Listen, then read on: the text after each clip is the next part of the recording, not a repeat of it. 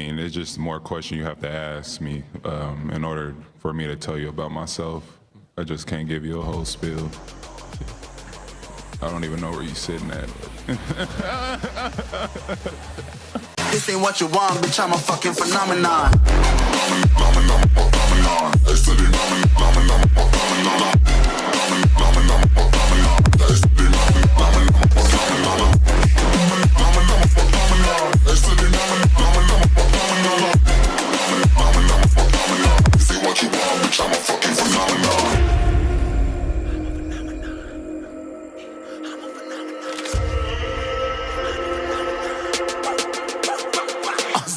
Yeah, you better listen. I'm bringing heat. You'll be a fan when I start rapping. Way I'll have your fucking head spinning. I'm known as spit vicious. Release bombs and go tick tick. Boom, you blow me that head missing. I'm a phenomenon. Stacking cheese like it's Parmesan. 8 different flows, call me Octomom. I'm moving fast like the Autobahn. And I'm independent, so I'm not your fucking starving like it's Ramadan. Sick, twisted, gifted. Can't copy, printed. Can't hold me down. I shape shift, I'm liquid. I killed this beat, I might get convicted. They know how I move, it was predicted. Persistent, spoke it into existence. So consistent, no assistance. Hear me once, become addicted. If I rap it, then I live it. There's no cap when I be speaking. Listen, this ain't what you want, bitch, I'm a fucking phenomenon.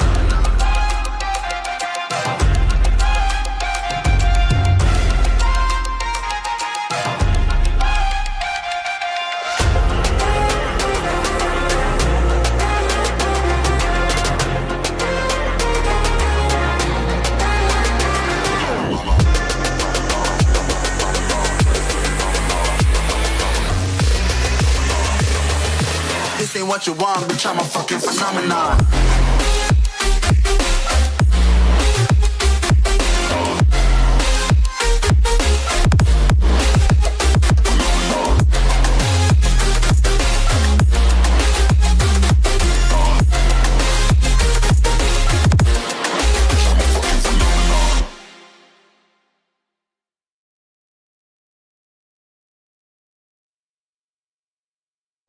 Yo, what's going on, everybody? It's Wednesday night. You know what that means? NuKKle HeDD Sports. We got Hutch in the building. What's going on, Hutch?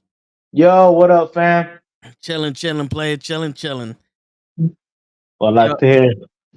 Yo, man, we got some shit we gotta talk about this week, you know? Always. I wanna start off with because all I'm seeing now is Draymond Green punching homeboy in the face. You know, I want to talk about that. I want to talk about the in-season tournament. You know, and then we'll get to our teams. We'll get to our teams. But yeah, man, yo, did you see that Draymond Green turning around and punching this motherfucker right in the face, looking like Scott Hall with his discus punch? I saw it. It's like, yo, I know everybody in the sports world is like, yo, this guy needs to be suspended. He got suspended and all that other shit. But I mean, at what right point, now he got suspended indefinitely. he got suspended indefinitely. Yeah, they already sent the thing out. Yeah, I got the notification from my ESPN app. Okay. I mean, I don't really. I don't know, man. Sorry for the yawning, guys. No, yeah, no, I don't know. It's like nothing really much surprises me when it comes to my man Draymond Green. Yeah, man. And the funny thing is, I remember everybody was saying 5 games the first time he did it or the last time he did it, and they were like, "Oh, that's too much," and blah blah blah, and people were talking about this, that, and then he turns around and he does it again. Like, I know a lot of people were kicked out of games because they were talking to the ref or some flopping and shit like that. They got technicals, but my man just hammering away on people, and it's like, yo, when did this turn into a fight? I mean, I guess when it turned into fucking WWE. Yo, dude, I'm watching basketball. Like, yo, this shit got more physical than football. I don't know, man. I really don't know whether to do it. I mean, Again, back in the day, had he done some shit like that, somebody from the team would have stood up. They would have been a fucking fight. Yeah, and the leader. I don't know. I don't know what's going on. Maybe my man does this in such a way that they talk to him and he just fucking does it anyway. But he's a big part of the Warriors team, and now he's not gonna be there. And definitely sounds like the whole season, unless they decide, you know what, the Warriors need more ratings. We'll put Draymond Green back in, but that seems like the rest of the season to me. And the Warriors, they ain't going nowhere now. I mean, we never know. Yeah, I mean with Klay Thompson, he's suffering, and You know, their team was depleted. They didn't really add anything onto their team since the last time they were franchise and Kevin Durant left. It's not well, like they got Jordan Poole on this team. that is true. I mean, ever since they fired Mark Jackson, they really haven't had it added to that team through the draft. Yeah, I said it. I said it ever since they fired my man Mark Jackson. Well, I mean They that's his team. their drafting has been abysmal. Yeah, People forget Steph Curry didn't put that team together. Mark Jackson put that team together. yeah. But do you think that that's enough for him to be suspended, like just kicked out of the league?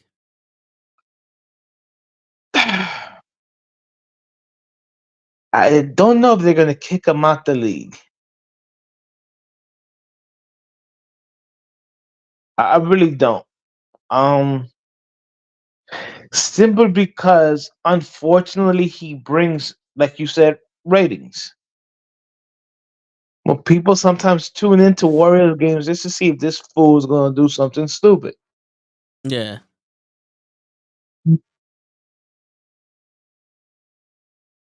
So I mean, I don't know. Maybe the league is finally getting tired of his antics. I can assume that, but at the same time, it's like nobody really stepped up to this man. Like I'm really just astounded to that point to begin with. Like nobody stepped up to him. Nobody tried to defend the other fucking player. Yeah, after that punch, I'm surprised also. Because at what point do they turn around and go, you know what? I think we need to kick this guy's ass. Yo, for real. I mean, I'm through to me during basketball's best years, the '90s. You would have to hold the whole team back from fucking up with Draymond. For real. Because everybody had that team that was, everybody had that team player that was the enforcer. Everybody had that team mentality. I see a lot of individualisms in today's games. Back in the day, I mean, even though there was a lot of individuals back in the days, everybody tried to play team ball. All right, and if anybody says, "Well, whatever shit," even Iverson tried to play team ball. Okay, so don't give me that shit. But yeah, I mean, I don't know what's going on through this guy's head. Again, maybe he never got popped one, and maybe that's what needs to happen. Somebody needs to pop off on him. But I mean, I also don't like the suspending indefinitely. Fucking have some balls and give it a fucking number. But how many games would you have gave him for this one? How many games are we into the season? Shit, I think January's the All-Star game. All right, let me see.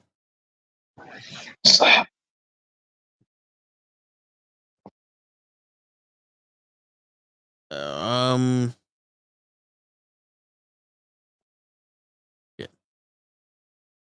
Well, I gotta take a deep dive in here because apparently Google doesn't fucking know how many I games. mean, look, we're still not at the halfway point, right? So I would say Just give it a name, give it a number. I would have said 20 games off the bat. 22. 22 or 23. So yeah, We're only 22 games into the year, so I would have just given him like a 20 quarter. games. You'd have gave him 20 games. 20 games right off rip. Okay. Instead of saying indefinitely. Like what kind of you have to do some what kind of investigation? It was on fucking live TV.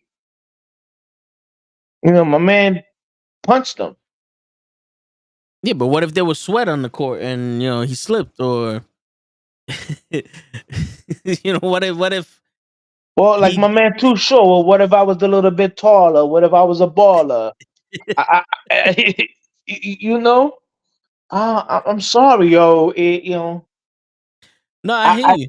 I saw. I only saw like a little bit of it, and I mean, it looked like he was trying to do some, wrestling, MMA, some kind of fucking back fist move. Or, I don't know what the fuck this guy was thinking. I really don't. But if you want to suspend him this season, then don't say, "Oh, he's suspended indefinitely." Just simply like, "Oh, he's suspended for the rest of the year." Like, give it a number, give it a name, give it a number. Yeah. Stand by your conviction. Like, what are you guys gonna do? Interview the other team? Of course, the other team's gonna be like, "Yo, no, get that motherfucker suspended."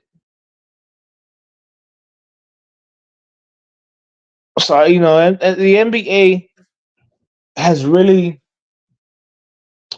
changed the last couple of years. I mean, like what was it that the other day, yesterday, some guy got ejected. There was thing was the Joker. Joker got ejected, and he was just running down the court. Yeah, I think he said something to the ref, and then just started running down the court. And then once the whistle blew, the ref, teed him up and threw him out. And I'm like, yo, dude, he didn't step up to you. He didn't threaten you. He probably told you, yo, where the fuck is that fall call, whatever, and then fucking did his thing. To me, NBA has changed a lot, and not for the good part.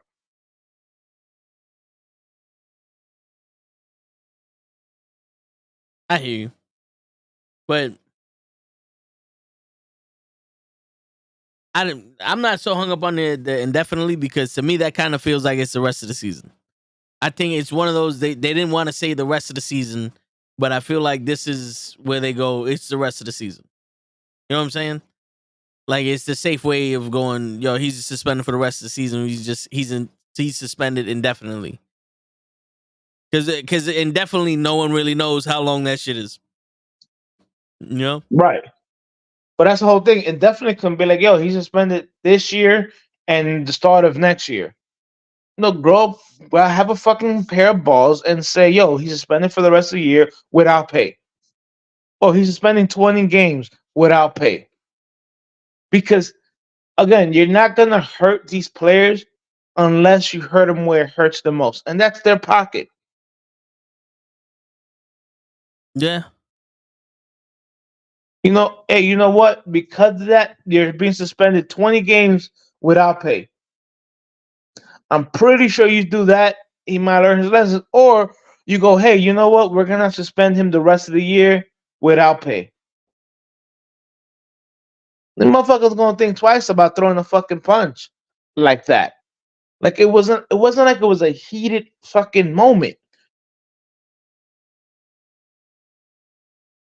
I'm sorry. I keep bringing it up. It wasn't like it was a a Miami Heat, New York Knicks fucking moment, or fucking Bulls Piston moment, or Bulls Nick moment, where you always had that friction, that heat.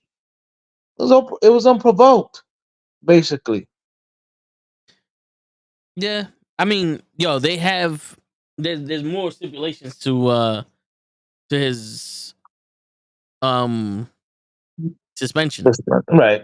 So I'm reading up on it now. It's he has to meet certain league and team conditions before he returns to play. And they didn't want to put a specific number on it, but allow Green to take the time he might need to deal with challenges he's facing. Right, Green will be docked $153,941 per game if his suspension is fewer than 20 games, and $202,922 per game if more than 20 games. So not only is he's suspended indefinitely, but he's being charged $150,000 to $200,000 per game, depending on how long he's out. But now you're asking somebody to keep track of all that shit. You know what I'm saying? Like, just come on and say, "Yo, he suspended 20 games, no pay." That's it. Yeah, but I think that they're mandating that he goes to like these classes or some shit like that, and if he doesn't, then they're gonna charge him, like they're gonna fine him. You know what I'm saying? Because they're probably like, yo, you're doing this shit all the time. You're gonna have to go take some anger management classes, some we don't hit others classes, some how to cook for Thanksgiving, classes, some to calm them down or something like that. They're gonna make him watch Casablanca or something. I mean, what are they gonna fucking do? Have like they did to us? Have him have a substitute teacher fucking put a movie on for him if we can fucking learn about right and wrong. Yeah. The motherfucker's a grown ass man. He know the difference between right and wrong. He don't care. People he like has to know that. the difference between right and wrong. He keeps doing wrong. He never thought he was right. Well, he don't. He knows the difference between right and wrong. But you say he like I said, he just doesn't care because at the end of the day, the NBA keeps allowing him to get away with it. Yeah. Again, in that practice when he walks to the guy and he chunked the kid. Well, we gotta say what he got suspended 5-10 games. What's up, Bad Blood? I think he got suspended 5 games for that. My man, he choked somebody. Had you in your job going up to somebody and choked them, you would have been fired. Yeah, because I wouldn't have let go.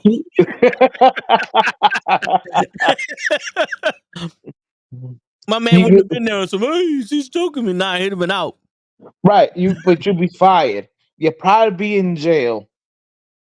For attempted murder or Yeah. some bullshit. This man got like a 5-game suspension and fine like what? Like was like 50 grand or whatever, or even 100 grand. The man is Yeah. making millions, double figures in the millions. What the fuck is a couple of 100 grand to him? Yeah, but this. I'm getting more research. This is his 4th suspension this season. He was suspended for 1 game in March because he reached his 16th technical foul. He was suspended for 1 game in April for the Sabonis altercation.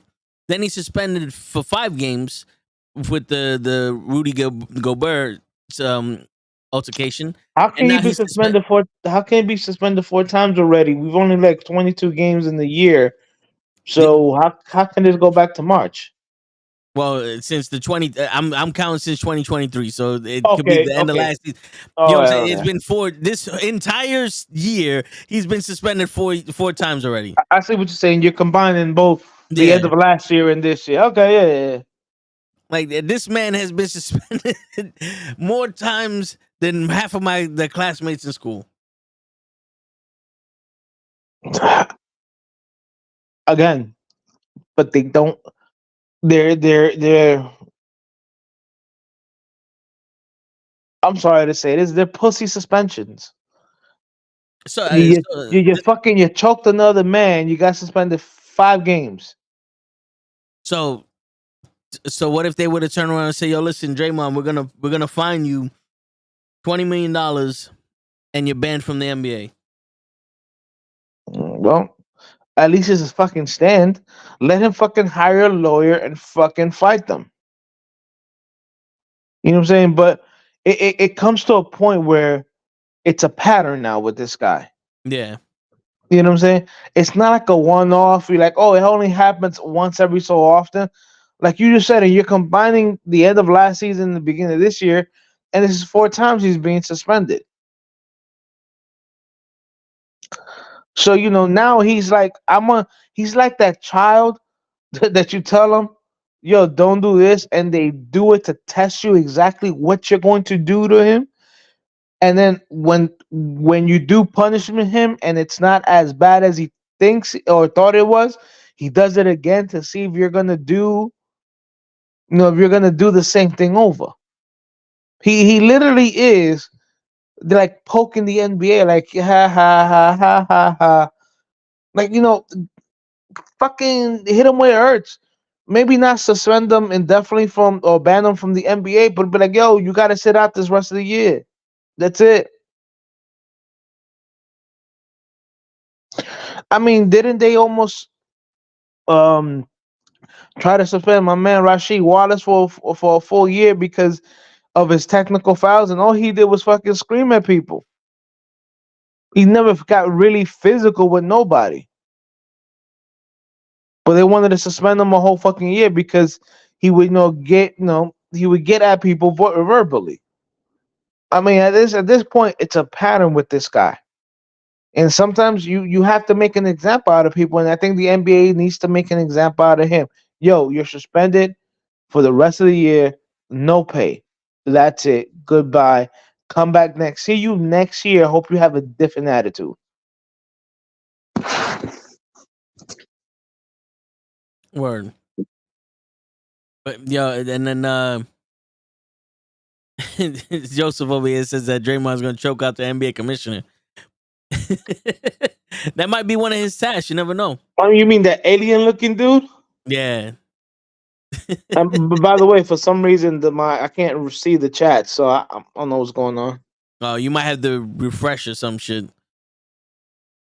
But yeah, I mean, they're giving him the suspension indefinitely. Plus the fines. At this point, with how much you fine him or you suspend him, I don't think this guy gives a shit. To be honest, I don't think Draymond Green gives a shit. And they say that he's the nicest person in the world or whatever the case may be, but if you're the nicest person in the world off the court, on the court, you don't go punching people or choking people. Like I understand rough play, like Or when kicking people in the balls. yeah, like rough play when you're doing like the fucking the Rough Bad Boys houses. where they did the Bird and all them. That was one of those. They're sending a statement there. Like you could see they slam Bird to send him a statement like, "Yo, you come in this lane, you getting hurt." Well, They they did the played same. like They did the same thing to Jordan. Yo, you're gonna come down this paint. You're gonna catch elbows. You know what I'm saying? Elbows and all kinds of other elbows and azers and fucking. You know, you was yeah, gonna get hit. and But at the end of the day, ain't nobody was literally taking a swing to somebody's face. yeah, and if they did, they were fighting. Of course. Oh, you was scrapping. 100%. The whole team was scrapping.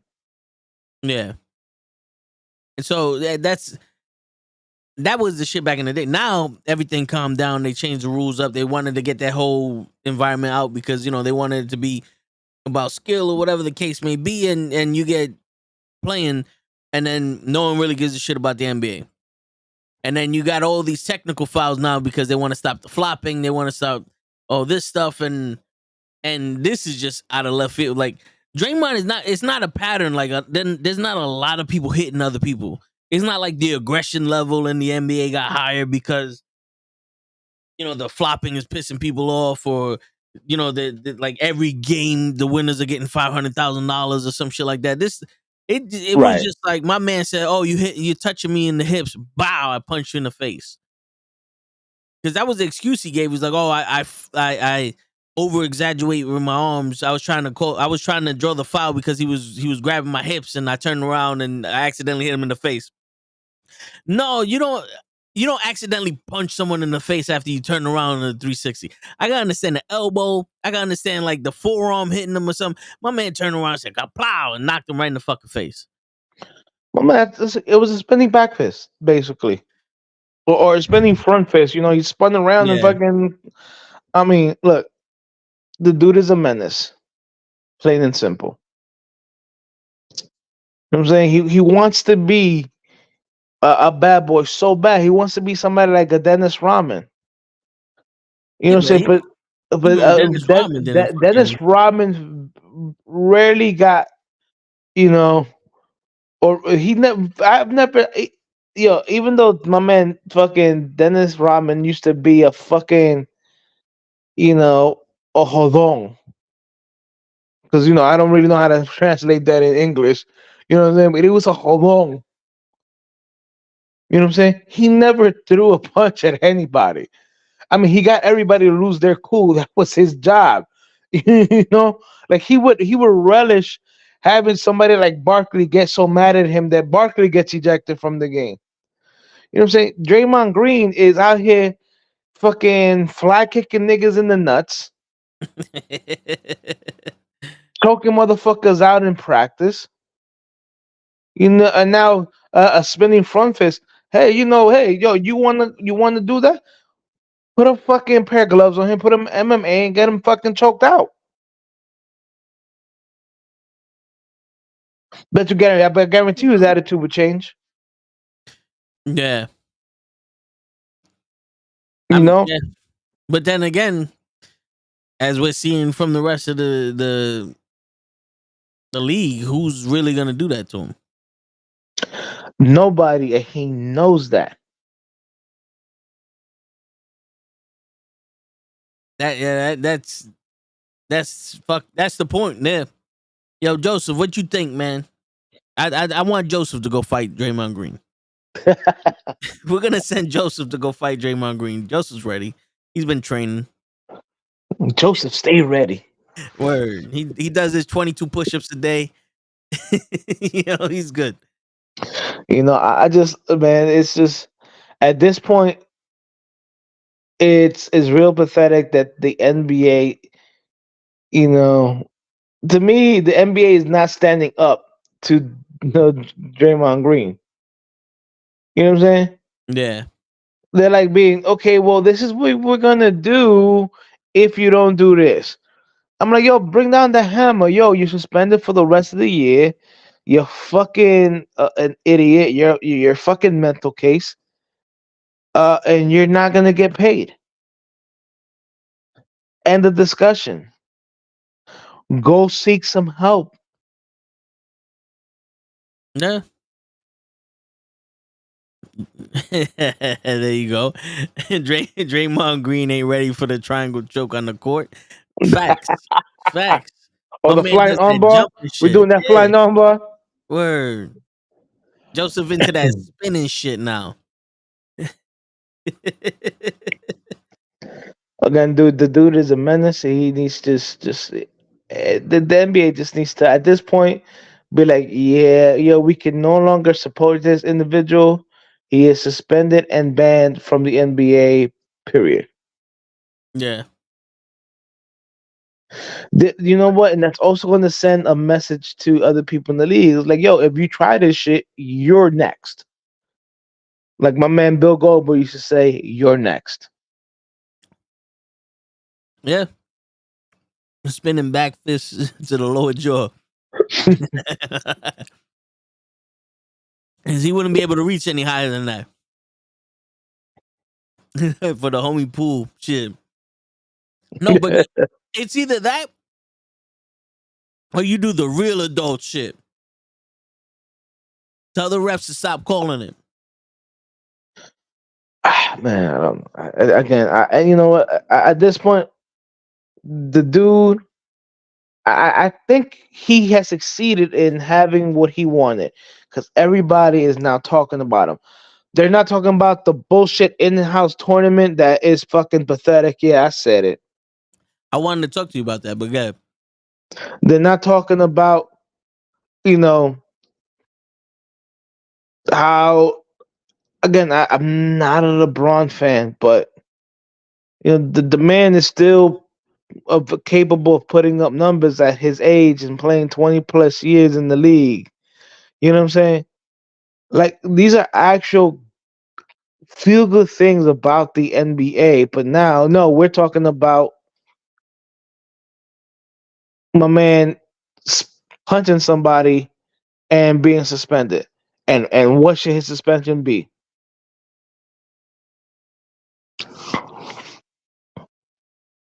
Sorry, it's to me it's just stupid.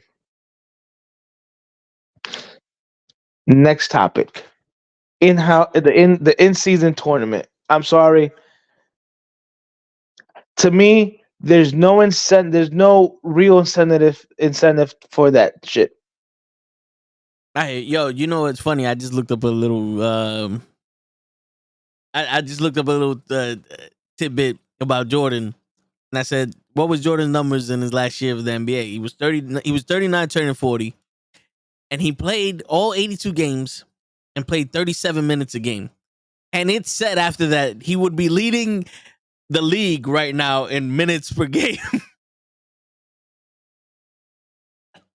He would be leading the league right now in minutes per game.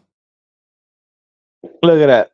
He averaged about 20 points per game in his On last on the Washington Wizards, on a very bad Washington Wizard team. yeah. Oh, believe me, I remember my brother. Even though he swore up and down that he was a Bulls fan, all of a sudden he became a Wizards fan and had a number 45 jersey. Gee, I wonder why. I've still been the Knicks fan since jump. Yeah. That's just me. Yeah, that's just me. But like I read a post where they're like, "Yo, if you're gonna keep doing this in-house tournament thing, like making an incentive for the regular season. If you win the tournament, you know what I'm saying, you automatically get a spot in the playoffs. I think that would be dope. And I guarantee you would see a lot of people like I saw some of the games and you can tell that the guys were playing, but they're like like, yo, my man, we making millions of dollars. What's an extra 500 grand in my pocket?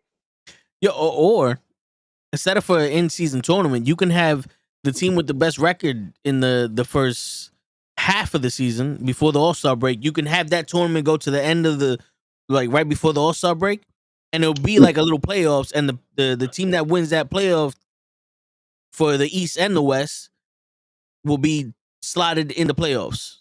You know what I'm saying? Yeah. So that way the whole fucking first half is meaningful. Right. Because Like the Lakers went undefeated in the in-season tournament, but they got blown out when they weren't playing in the in-season tournament at the same time.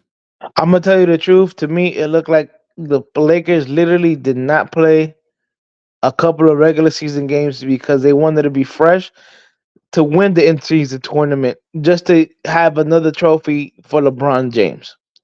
Sorry, that's that's what it looks like. You don't go undefeated in the in-season tournament, but get blown out on a regular basis. Like make it make sense to me. Yeah, because they knew that the games that weren't in-season tournaments didn't matter. Right. I mean, And Brown wanted that shit so he could be the first one. Because I right. guarantee you, if he didn't win this He first one, probably they'd have would gave throw him the so hissy much fit. shit. They'd have gave him so much shit. Right, they probably would throw the hissy fit. Right now, this is only something that he has over Jordan. Oh, Jordan doesn't have an in-season tournament. Well, when Jordan was playing, they didn't have that pussy ass shit. Like, how are you gonna have an in-season tournament and like the only thing the players get is whoever teams win, they get an extra 500 grand in their pocket. Give me something real. Give me an automatic playoff seat. Give me more chances to get the number one draw pick in the lottery in the NBA draft. Yeah. Like incentivize it. Give it something.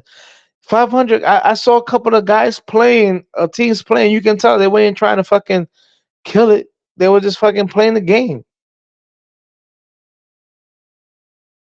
They Yeah. look like me and you. They look like me and you. Like we was going to the bar on a Saturday. It was like, we're gonna just take it easy. Word. Now, if it was a Friday, it'd have been a different story. Yeah, freaks come out at night. People know. Yeah, Hey, for real. Those are just facts. The facts of life. you know what I'm saying? But again, to me, and I know somebody said it last week or whatever. This just proves to me that this in-season tournament was basically to give LeBron a trophy, even though this man has had an illustrious career. He doesn't need the NBA's help to fortify his fucking career. Now, if he feels that way, then it's very sad that he feels that way, and and then it would just justify in my book why I always called him a little, Yeah. soft. All right, yo, give me a second. I'll be right back. But yeah, keep going. No, no problem.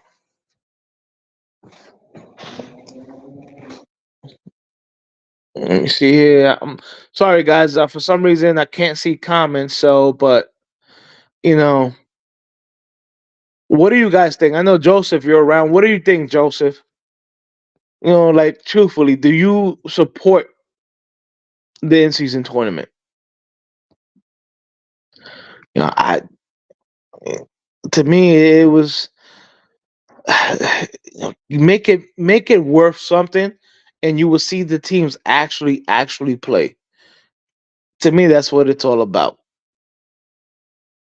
To me, this is a lot of teams were just it was like they were going with they were just showing up to go with the flow, the motion, whatever, not really going all out. The only time I really saw going all out was the Lakers. Sorry. Again, I really don't watch a lot of basketball anymore because to me the NBA, no, the product has suffered. But Yeah. from all the highlights I saw, like nobody was really going in these games in the in season tournament. Well, there was one guy from the Pacers. I forgot his name. He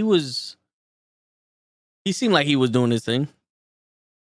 Yeah, you see, that's an automatic top three draft pick if you win the tournament. See, that's incentive to play and win that tournament. That's something to play for. I mean, what's the league minimum in the NBA? Like 3 million. So you telling me if I win the tournament, I get an extra 500 grand? To me, that's probably just covering taxes. yeah. That championship was really a waste of time if the winners don't get a playoff spot or something, or better value like a draft pick. $500,000 is nice. Too, don't get me wrong. No, I feel you. I Yeah, feel you. yeah. $500,000 is nice for motherfuckers like us that don't get paid millions of dollars to play a game. Like Yeah, the veteran minimum is to like 3 grand or some shit like that. that is true. But they're saying that they're open for changes, right? In Right. the NBA right now. So with them getting the viewership, because they did get the viewership for that The tournament. tournament, Yeah, because apparently it peaked at 5.6 million views. At least the I guess the last game of the tournament. They did get viewership for it. And if they do change those incentives for that, it definitely make basketball more important. Because not for nothing, the way I view sports, I don't watch it until the playoffs. Because I don't think anybody's playing for real into the playoffs. You know what I'm saying? unless it's unless it's football. Like football is one of the one games is you have to pretty much win every week. There's 82 games in basketball, 162 games in baseball. Like you got time to make up that. Even if you start off bad, you have time to make that up. Not so much in football. Yeah, and in football, like the our Jets and Giants are just fucking. Idiots. You know But something? I studied this fucking guy. But since we're gonna transition straight into fucking football right now. I studied this fucking guy that you call Zach Wilson. I went to his fucking you house. dissected him. Yeah. And it was the last game because you know what they say, oh, he won and blah, blah, blah, this, that, and the third. I'm watching this fucking game and I'm looking at this motherfucker. And you know what I see, Hutch? You know what I see? What do you see? Enlighten me. I see a motherfucker that knew exactly where he was throwing that ball no matter what. Every time he went back, his head was in the same direction. He didn't look down the field. He just said, I'm throwing it to Wilson. Hike. And he looked at Wilson the whole time and underthrew him. Then he threw it to somebody else. There was no, you know how everybody, I got to think fast. They said, nah, fuck that. Give it to this guy. This play is called, I'm throwing it to you. Be ready.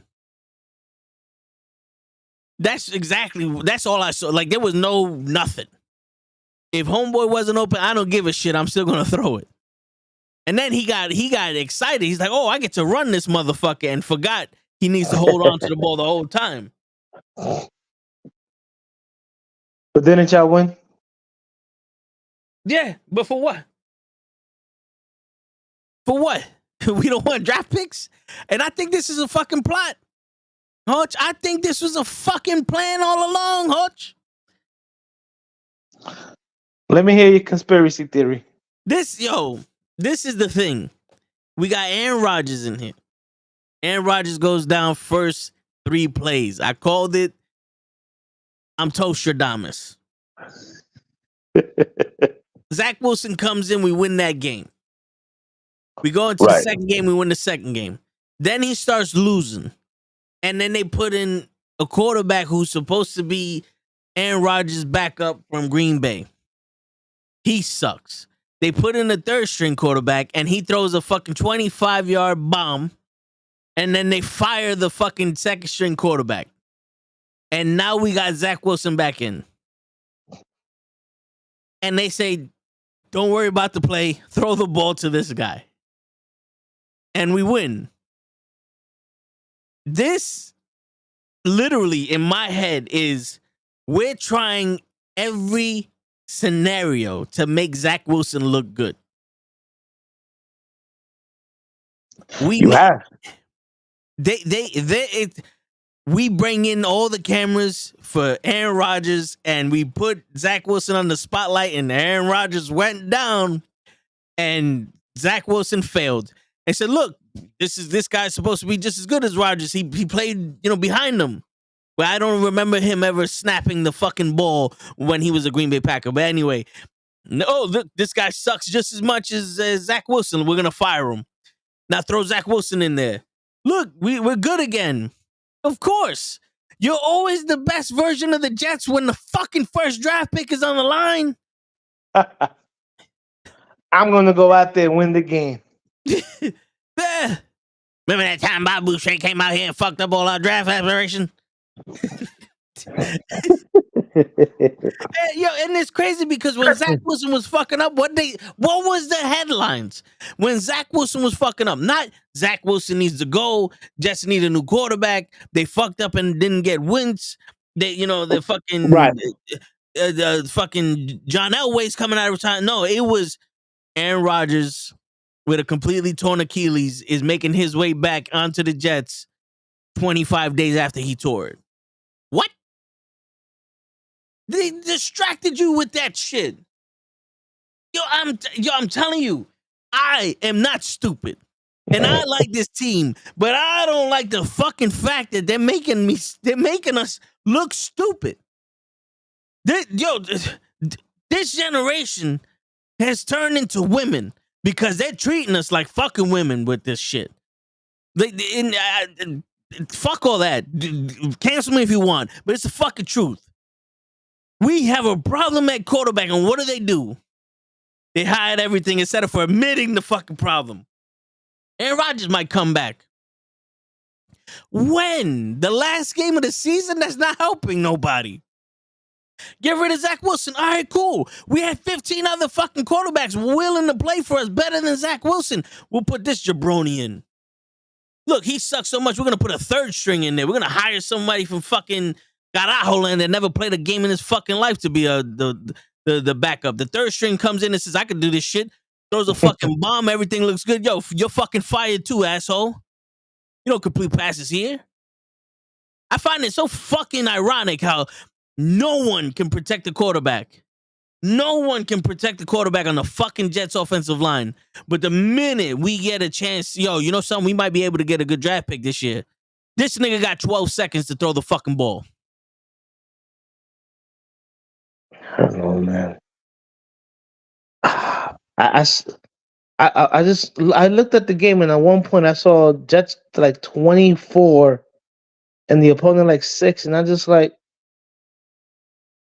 and now mind you, I saw the articles where he was like hesitant about coming back and being the quarterback, and I'm like, wow, you Jets organization, you guys really know how to screw yourselves out of high picks. You just do. Yeah. I mean, you're winning, and I think, are they even in the hunt for a playoff spot? I don't think so. I think we're like, what, 4-8 or some shit? Yeah. Let me look this shit up right now. No, I think you guys are better than 4-8.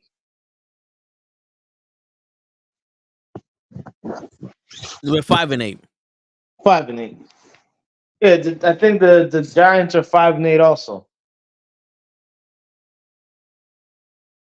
But yeah, I mean, I truly think, even though your head coach, he's a decent head coach,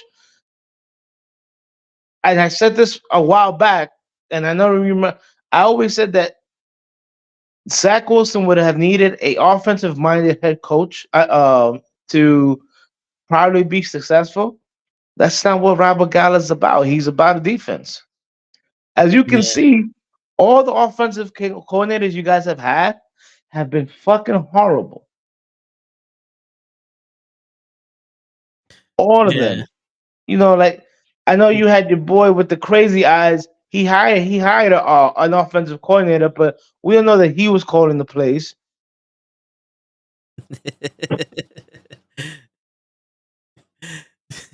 Shit. But the You know, I mean, I to me, you know, you're not making the playoffs. Build for next year. Yeah, because the playoff picture right now, we have 7 teams that are in the hunt on the AFC, which 2 teams in the NFC already clinched. The 49ers, no, the 49ers already clinched. So there's Right. 6 spots left there. But in the AFC, there's 7 spots still available in the playoffs. And we are second to last on the bubble. Like right now, we're in 14th place. Wow. 14th. Where the Panthers and the Patriots have already been eliminated. We're waiting for the fucking. When is the last time we can have a victory before we get eliminated, so we can fuck up this draft even better? How do I see where's the draft? Who has the script? Because the Giants are in 12th Uh-huh. on their side. My man, the Giants are a playoff spot away. One playoff spot away. How is that possible? There's a lot of teams that lose. Like at some point, everybody's like, oh, everybody on that Giants staff is getting fired. It looks so bad. And I remember everybody talking about, oh, like how great they looked last year. And I'm like, yo, guys, Giants are not ready to compete. First half of the season, it is the one of the hardest schedules in the NFL. What happened? The Giants don't look that good. Oh, everybody's like, oh, what happened to the Giants? Reality. Reality smacked the Giants. That's what happened. Yeah. And like, why would you even try to win at this point? For what?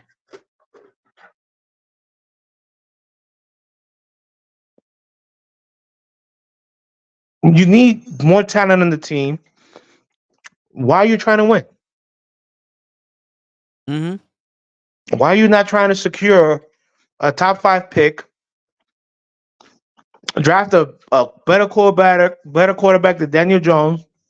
And by the way, I'm happy that Tommy DeVito is playing the way he is because that just validates my points that I've been saying about Daniel Jones since the fucking very beginning. He is a very flawed quarterback. Yeah. I mean, if Danny DeVito could be doing this shit with this team, there's no excuse for Daniel Jones. None whatsoever. There's no excuse. This guy is undrafted coming out of college. He has, and it's funny because somebody goes, "Oh, he has a quick release." Yeah, but he also goes through his progressions quick, at least quicker than Daniel Jones. Oh, he's been sacked. He's been sacked 15 times in his starts. He has like 3 starts or whatever, 15 times. Okay, yo, that's not good. But when the throws need to be made, he's making the throws. Yeah. And that's what really counts. That's what matters. You know what I'm saying? So like the next year, if they decide to go in next year because Daniel Jones has an ACL, so he ain't starting next year.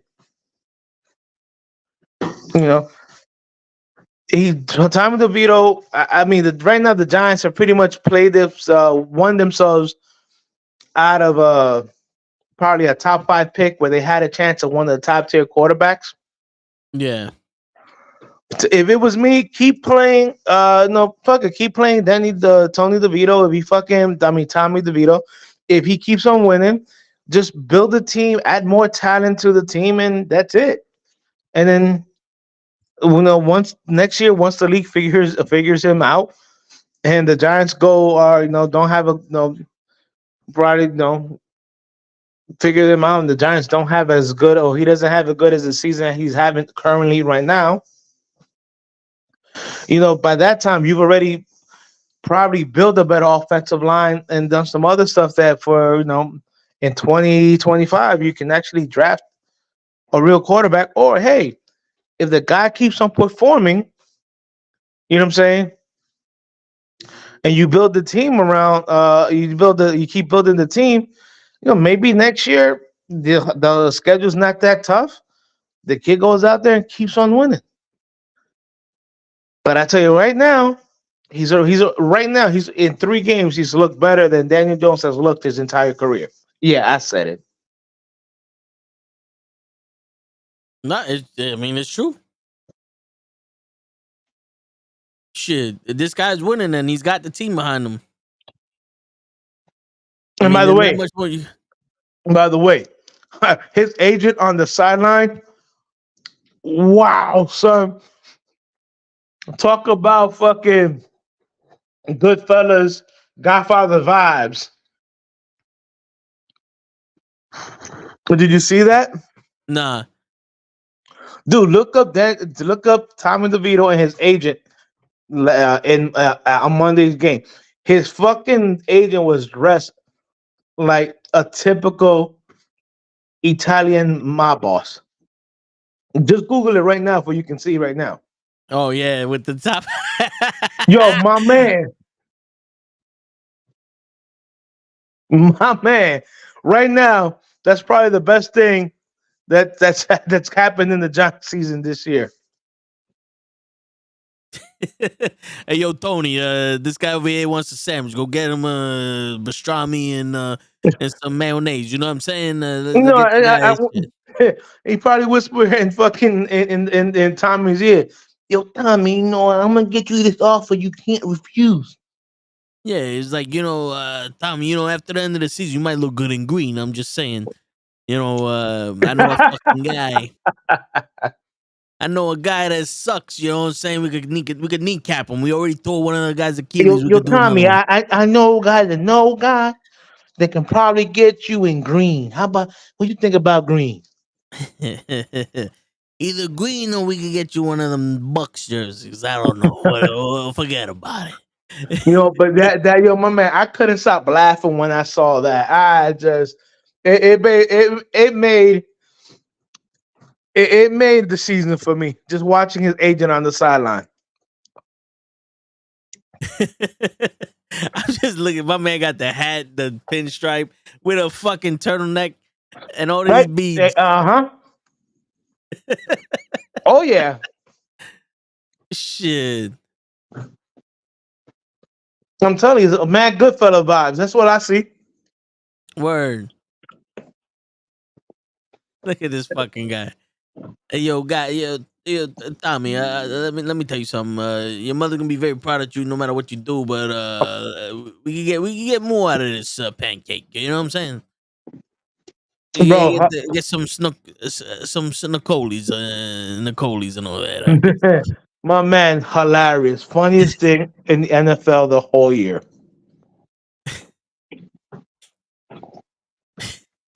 Damn. Like, I'm sorry, to me, that motherfucker knows where bodies are buried. Yeah, he has to. He has to. There's no way that this guy hasn't. You know? This guy knows some shit. Oh, he knows some people that know some shit. Yeah. Like, he's on the phone with somebody that knows something. He's like, Yeah, yo, So how what is it? How many cleaners you need? Yeah, we can get that clean. We can get that service done for you.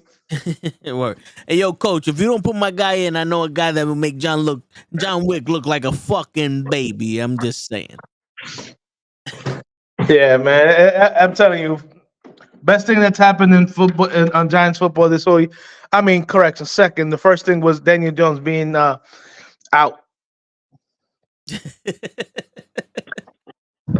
Damn.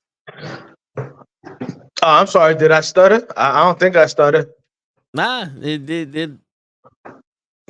I know when he was down, it was music to your ears. All right, look, man. Truthfully, I wouldn't want him to go out injured like that. That's not me. But to having somebody else come in on the Giants and actually playing okay at the quarterback position, when everybody keeps saying, "Oh, but he doesn't have an offensive line. Oh, but he doesn't have weapons. Oh, but he doesn't have this. Oh, but he doesn't have that." I'm like, yo, the kid is winning with the same offensive line as Daniel Jones, with the same wide receivers as Daniel Jones. So it's a common denominator where you have another quarterback here that's winning, except the one that you gave a fucking $40 million a year contract to.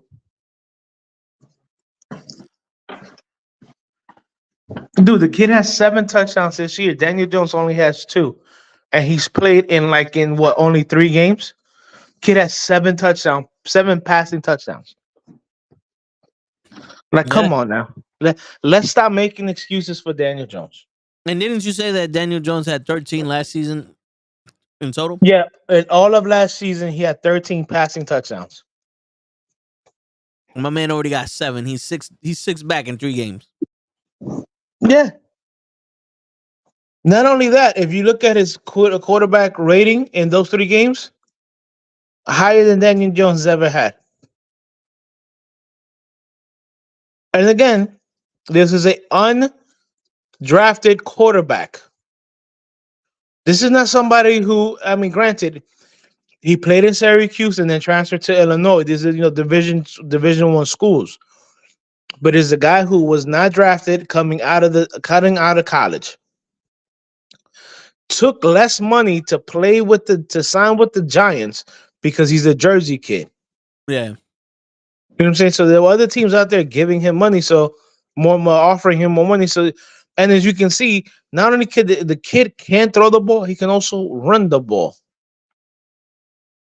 You know, like look, he didn't win a lot of playoff games, but Tony Romo was undrafted. People forget that. And statistically, Romo was one of the top quarterbacks when he played. You know what I'm saying? He just could never play in the playoffs. He always used to choke. But that's the thing. So, a quarterback coming in and being successful in the NFL without being drafted, it's not something that has never happened. Kurt Warner, didn't get drafted. He was fucking bagging groceries and playing in the league before the Rams signed him, and look what happened with him. So you know what I'm saying? Like it can happen. It has happened before. You know what I'm saying? But Yeah. this just justifies everything I've said about Daniel Jones being a very limited quarterback.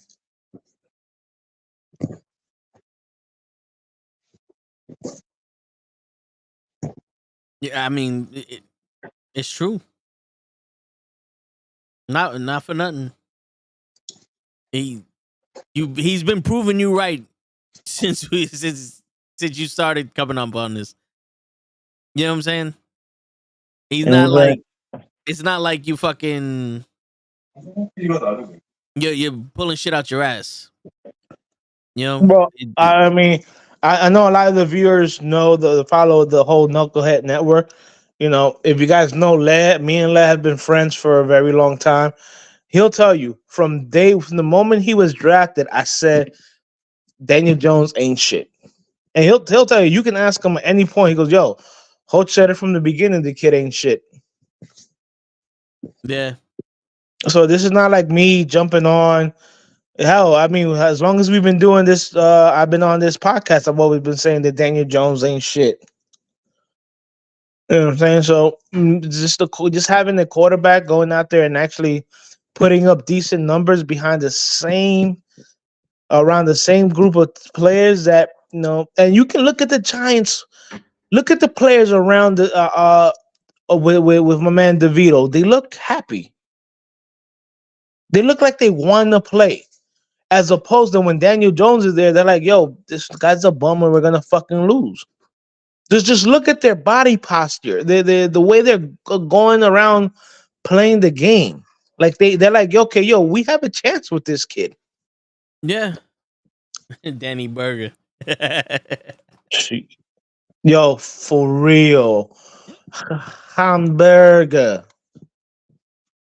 Fucking $40 million a year for fucking a burger. That's the most expensive burger I've ever seen in my life. You would thought he was signed to Five Guys. Wow. Yeah. But right now he looked like he a fucking White Castle slider. Oh shit. Damn. Hey, Howard and Kumar risked their lives to go to White Castle. Hey, White Castle's amazing when you're drunk. Right? But yo, the Cowboys beat the Eagles. Well, that's another thing I wanted to speak about. I know Crows is not around. 2 weeks in a row, Eagles lose get embarrassed by the 49ers and embarrassed by Dallas. Now, I know him and a lot of people are putting everything on Jalen Hurts, but the defense has looked bad. I mean, they are scoring a lot of them. Like I wish he was here. I wish Chris was on the podcast because he said it himself that his defense is suspect, and right now that's what is showing up that his defense is suspect.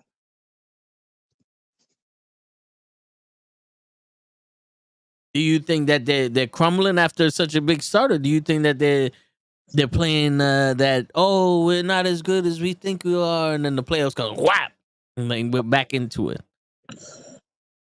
Look, man, I don't know. Again, you probably playing two of the top teams in the NFL in the 49ers, and it pains me to say the Cowboys too. Sorry, I had to make sure I didn't throw up when I say that about the Cowboys. I hear you. But look, the whole team has looked bad. Not just Jalen Hurts. Offensive line has not looked that good. The running game has not looked that good. You know, the wide receivers, because their offensive line has not looked that good, Jalen Hurts can't get them the ball. So the wide receivers have been a non-factor. And again, the defense has looked bad. Now the real good thing would be, I think, this coming week where the Eagles play the Giants. I believe it is. If I'm not 100%, but I'll have to look that up. You know what I'm saying? Because the Yeah. Eagles and the Giants play the last two times in the last like 4 games or some crazy shit like that. If this kid DeVito goes out there and beats the Eagles, oh, forget it, dude. Forget in any game. It's gonna be ridiculous the amount of shit talking that's gonna happen. Now, I don't talk shit unless people talk shit to me, but I know in the NFL there's going to be a lot of fucking chaos because then you come up with are the Eagles even that good? Are they, like you said, are they as good as we thought they are, or everything just smoke screen, the facade? Yeah. But the one thing I didn't notice in the last games against the 49ers and the Cowboys, again, for some reason, the Eagles are going away from the RPO. I don't know why you would go away with something that has made Jalen Hurts, you know, be very effective. You have to stick with what guys do good. Last year, he had that amazing year because the offensive coordinator stuck with the RPO. A new offensive coordinator this year, and you can clearly see that he doesn't know what Jalen Hurts' strengths are because he keeps going away from the RPOs. That's what he does good. And until somebody can stop it on a consistent basis, you keep going with it. Yeah, I mean, maybe they're trying to give Hurts some more reps because Cruz has been saying you can't trust his arm. Look, can he throw 60 yard down the field? No. Can he make a 20 to 30 yard pass? Yeah. But when the teams no longer have to really worry about him running the ball, they can just sit back and sit on his arm. Again, he's not as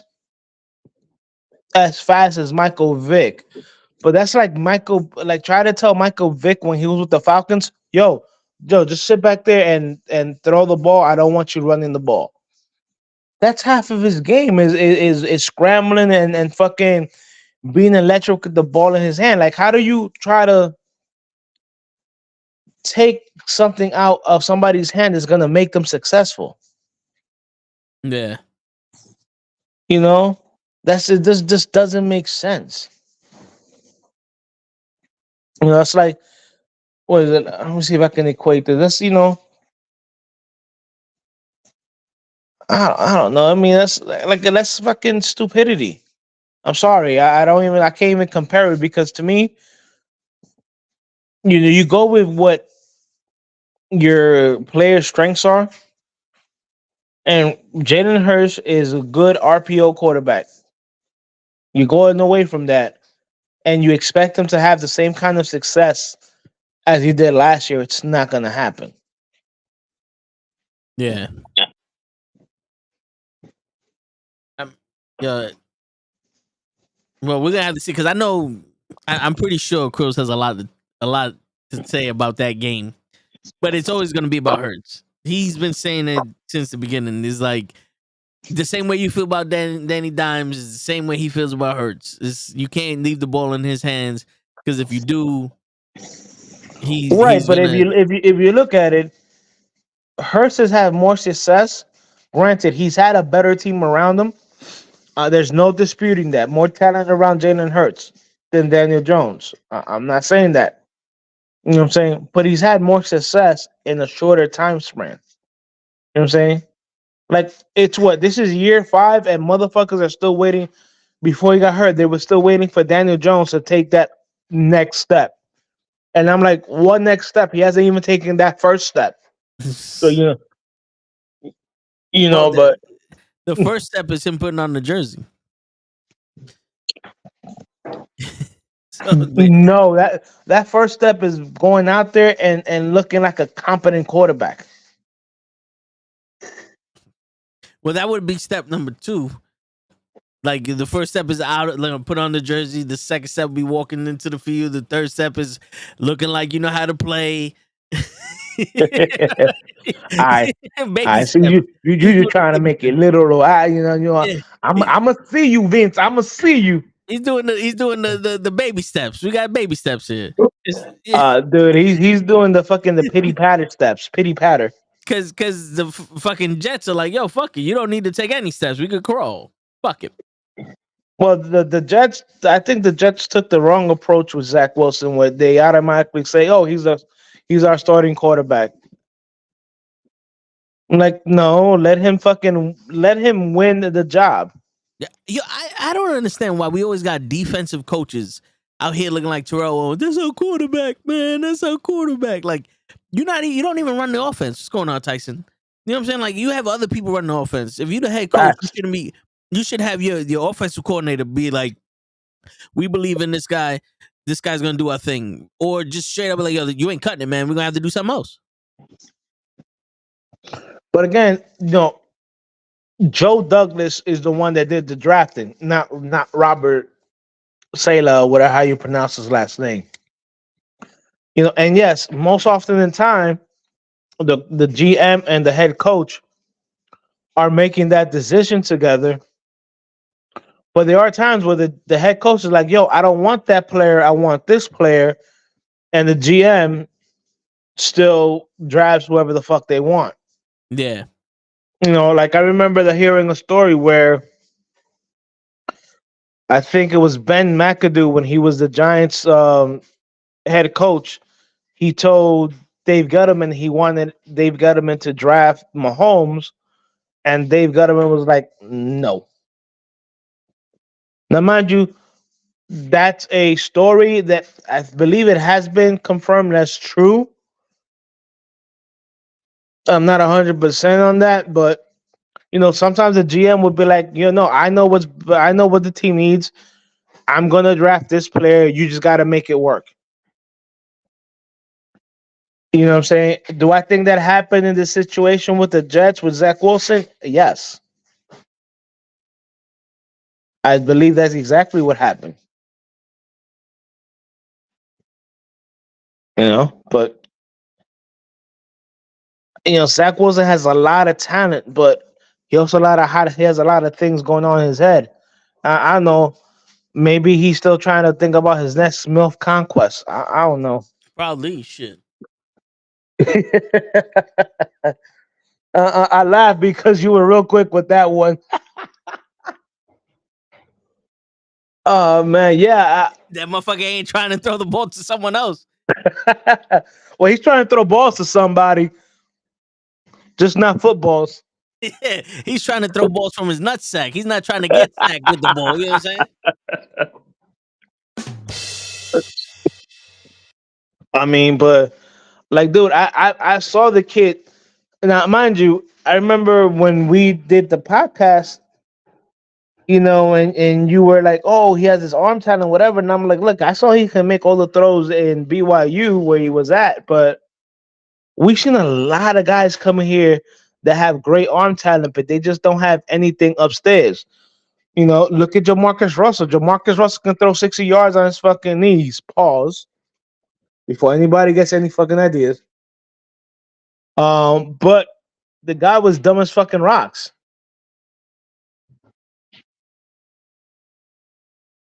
Yeah. Was it Jeff George had a cannon for an arm, but he always found some way to fucking fuck himself over. We've the NFL is littered with quarterbacks that have amazing arm talent, but don't have it upstairs. Look at Ryan Leaf. At one point, when Ryan Leaf and Peyton Manning were coming out of college, literally all the scouts says, "Yo, you cannot go wrong with either quarterback." Clearly, that was wrong. You know what I'm saying? But and Ryan Leaf had a fucking arm and a half, bro. But he didn't have it upstairs. Maybe Zach Wilson's one of those people that has all the arm talent in the world, but has a couple of screws loose upstairs. It's not gonna ever make him a good a top 10 quarterback.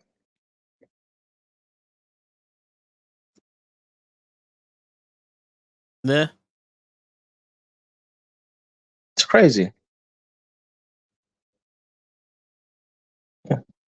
But I want to ask you something. I saw an Instagram post by Cam Newton where he literally said Brock Purdy, Tua, and a couple of other quarterbacks were gang managers. Do you think he's just being salty?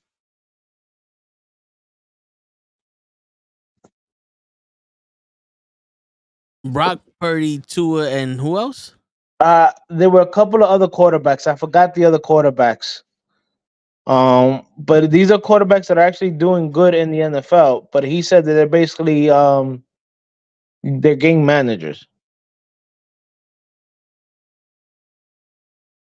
I'm gonna see if I'll see if I find the Instagram post. Shit. I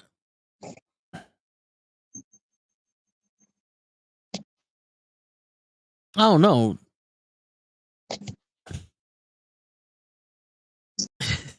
Weird, right? Like it's like,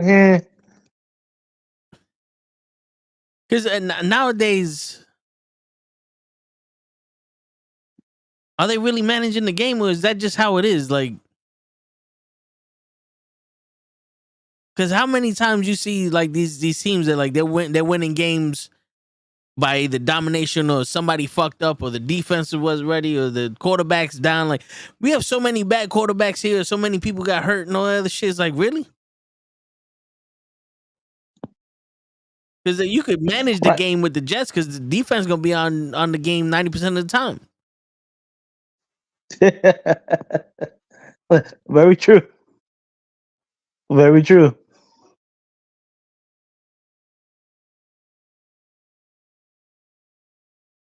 So it's you know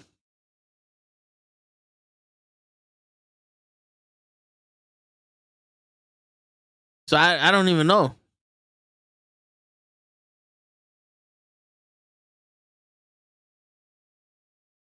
Shit.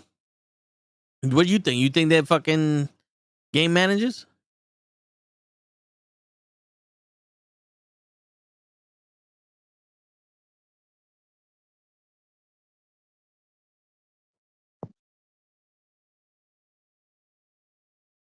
Now, Tua, I mean, and the Dolphins were lighting up the fucking world. And even till today, Tyreek Hill is about to. Did he make it to 2K yards? Who Tyreek Hill? Tyreek Hill. Yeah, they said that he was within striking distance. So I didn't see anything on pop up, so I don't think he made it. But this year he can break 2,000 yards for wide receiver. I mean, at one point, the Dolphins dropped 70 points on the Broncos. I don't think Tua is a game manager because, as you can see, he can make all the throws. Brock Purdy can make all the throws as as the 49er quarterback.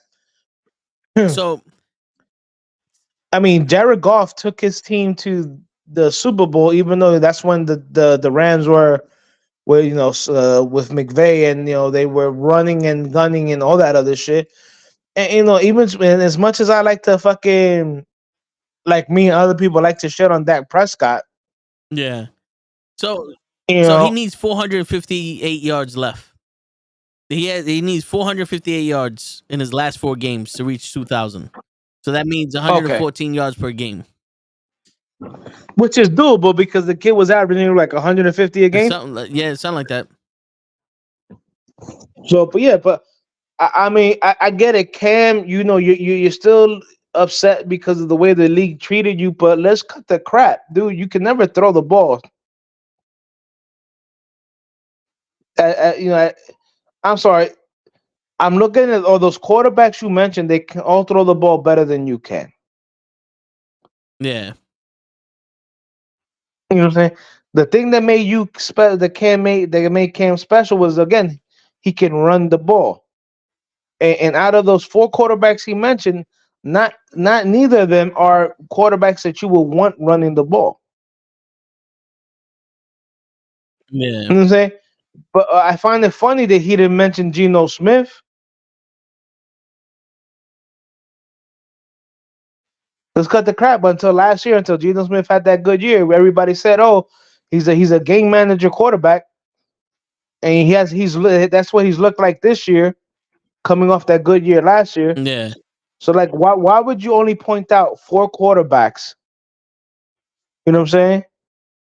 Nah, I hear you. Who have their teams in positions to win the division? Because let's cut the crap. Dak has the Cowboys in in position to win the East. Jared Goff has the Lions in positions to win the North. Purdy has the 49ers are about to win. They already clinched. They already won the NFC West. You know what I'm saying?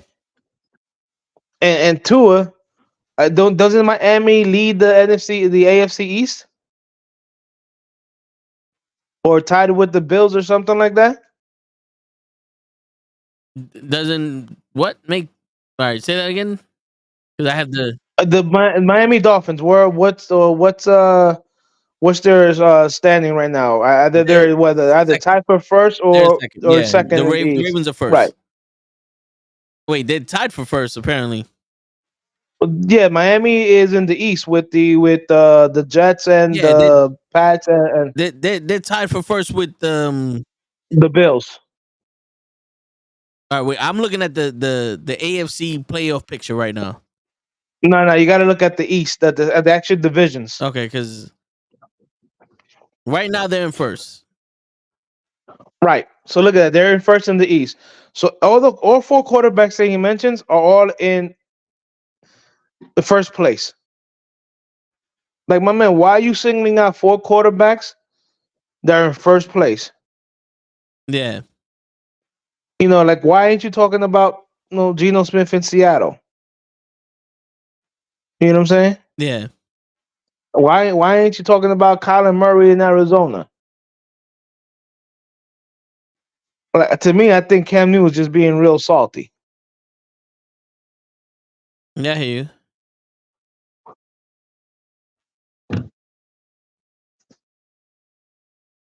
Like, come on, Cam dude, stop Newton was saying anything to hating. stay relevant, and so let's make Hutch keep saying their name. Cowboys is funny when he makes that noise. He wants you to keep saying the Cowgirls.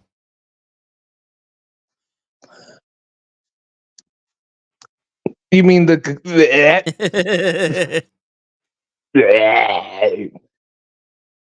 fucking? I'll just say Dallas. But yeah, but I mean, like, dude, you had a decent career. I mean, it sucked that you got injured the way you did, and that pretty much fucked your career over. But now you're talking about four quarterbacks, and you're calling them game managers. Yeah. But when somebody tried to call you a game manager, you would say that no, you were elite. I'm sorry, Cam. Yeah, you won the MVP because you were running, but you were never an elite quarterback. Might have been an elite player, but that's different than being an elite quarterback.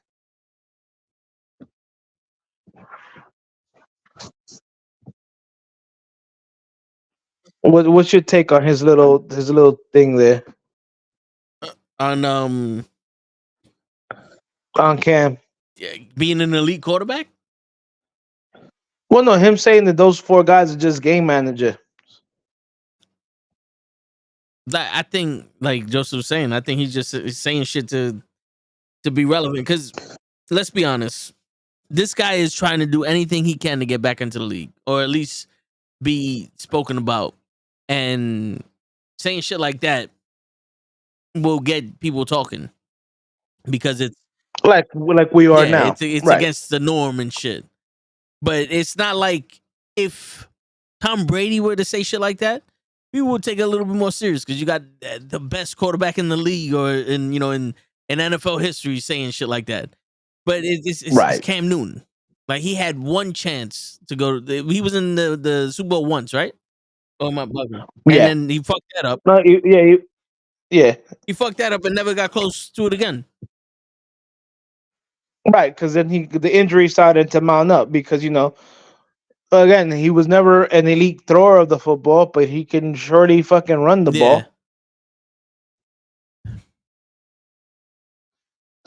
Well, yeah. Yeah. So me and you see eye to eye on that. I think he's salty. He just wants to keep being mentioned in football. No football. Conversations. Yeah. That's what I'm thinking because you think the stories are true about the Patriots finally done with Belichick? Oh yeah, that's another thing I want to talk about. Belichick being done, but yeah, I think it's one of those like they're low hanging fruit, because they're still rookies and they're doing good, and I'm pretty sure he thinks he's better than them. I mean, I can see what maybe with Tua and Purdy, they're still pretty young and new. Goff went to a Super Bowl, so Goff can definitely say, "Yo, I've been to the Super Bowl just like you have." Yeah, I lost it. Well, guess what? So did you. Yeah, And I think they both lost to the Pats, so it's not like they lost to different teams. They both lost to the Pats. yeah, Um, I mean, Dak has been in the league way too long to even consider him any kind of young or rookie. You know, but Dak can definitely throw the balls. He make mistakes with stupid interceptions? Yes. And but I mean, dude, you're crying about some calling quarterbacks game managers where it's like why would you even say something like that when you weren't the best quarterback? And I go, some people might say, oh, but he won MVP, and I'm like, yeah, he was a great football player, but that doesn't mean he was a great quarterback.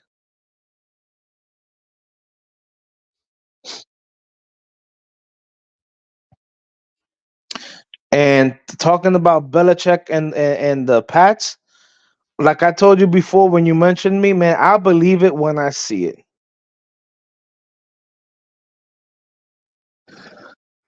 I think the only way Belichick walks away is if he's retiring. I hear, you, but his system ain't working. You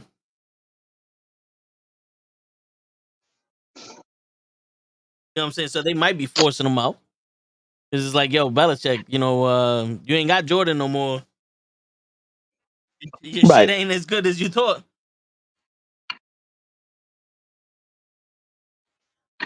No, dude, 100%.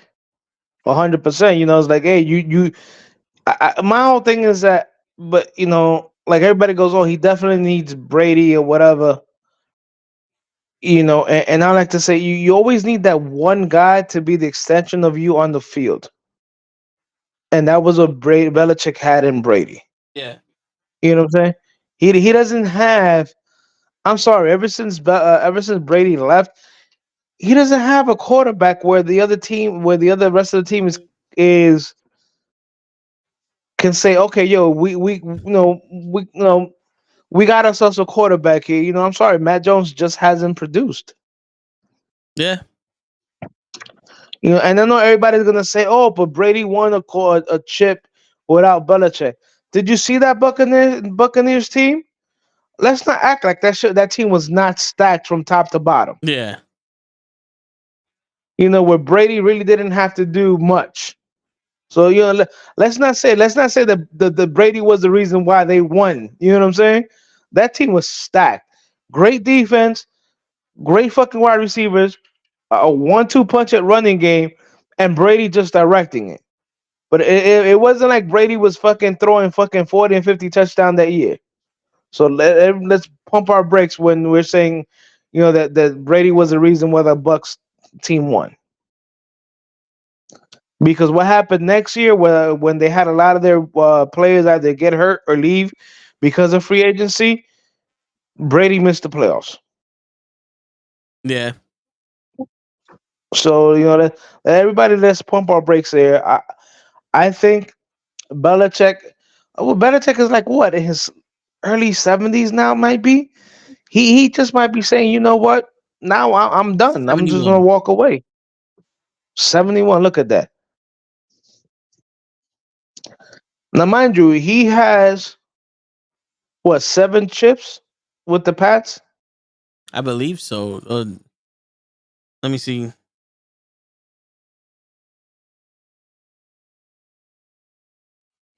Yeah, because I think Brady has a total of 8 chips, right? If Brady has 8 chips, he has 7 with the Pats and 1 with the Bucks. He has 6. It's 6. So Brady has 7. You know what I'm saying? With the Pat, well, yeah, Belichick has 6 with the Pats, but let's not forget. I know he has 1 with the Giants in for 1990. So I don't know because he was the linebackers coach for the Giants. So I don't know if he was with the coaching staff for the Giants in '86 also. So I mean, there's nothing. The man has 7 rings, maybe 8. There's nothing more for him to prove. That's true. And the game has changed.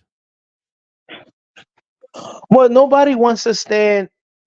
These players don't want to do or follow the Pats way, the Patriot way. That's why it's failed everywhere else.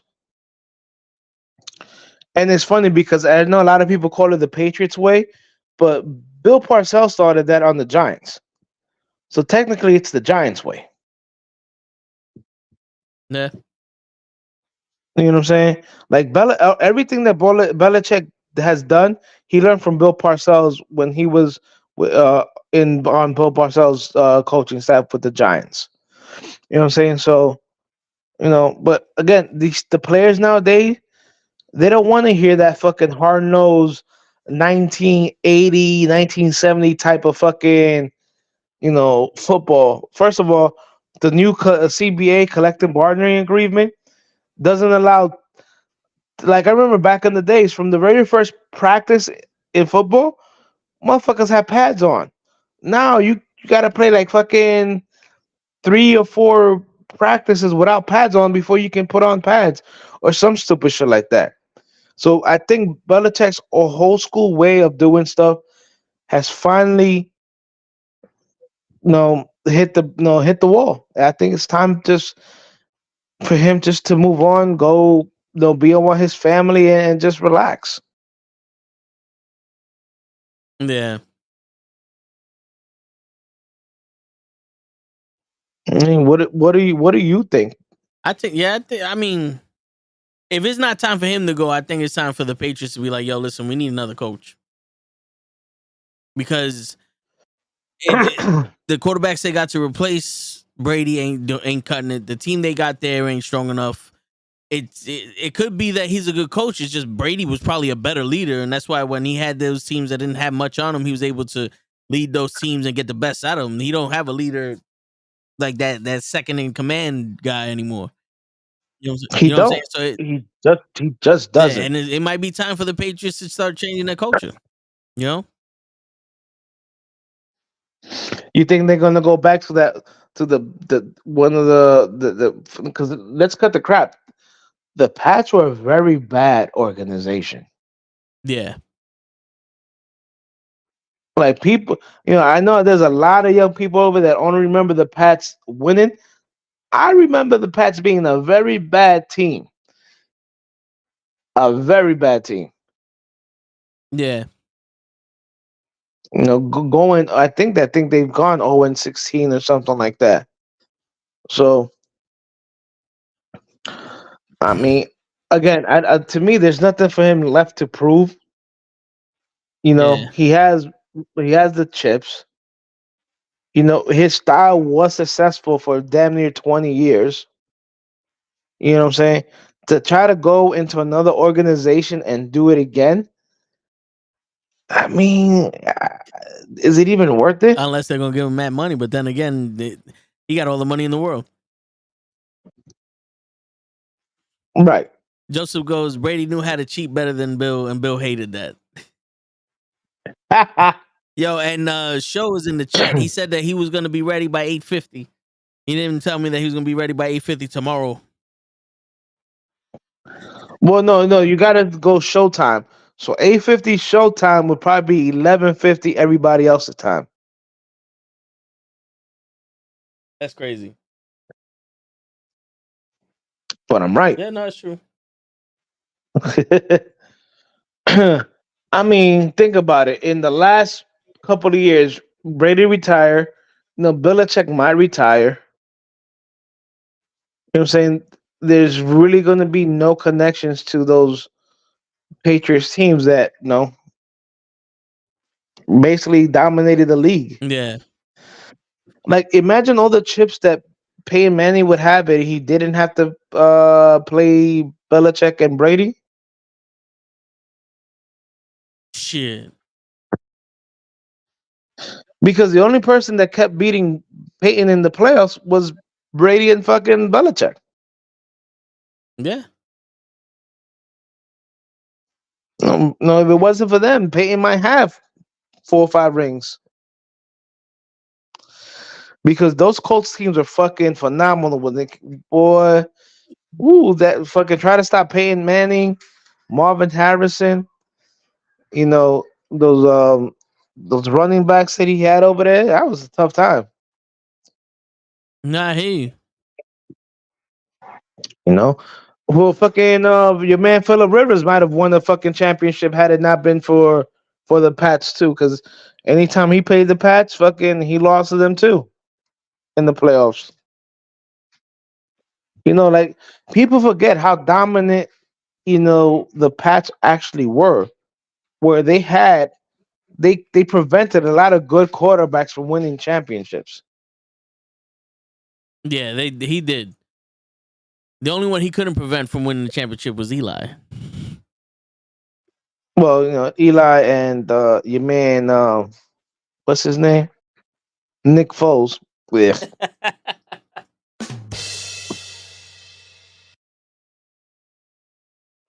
Can't believe fucking Nick Foles. Fucking Nick Foles. Pathetic. But I mean, he's probably gonna go down as probably the greatest head coach in NFL history.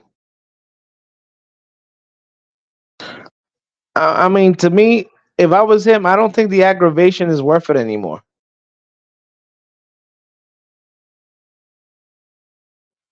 Just go ahead, retire, and be like, "Yo, I'm done. Goodbye. See you." I tell you one thing though, just like Mac Jones has had a horrible time trying to replace Brady. When you be that first person Yeah. after a legendary player retires, dude, the head coach of the Pats.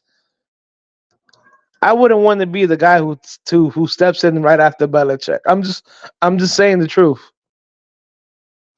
Like they're gonna expect you to be good right Yeah. away. I know they are. I think the only other coach that can live up to Bill Belichick's aura is Rex Ryan.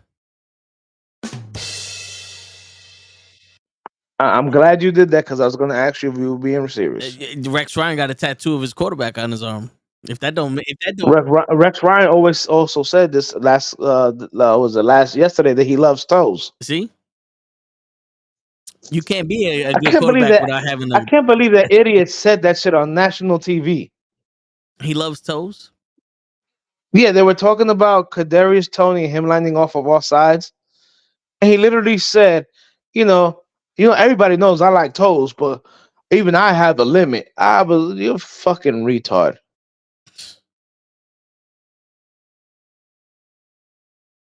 Like everybody knows you have Mark Sanchez tattooed on your body, which it's wow.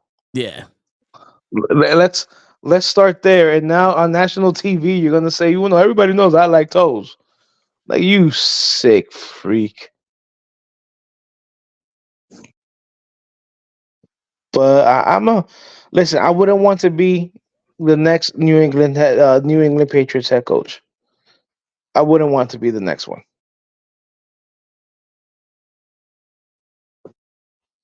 Shit, for that matter, I might not be one of the next five head coaches there. I mean, that's a big fucking legacy that Belichick is gonna be leaving there, bro.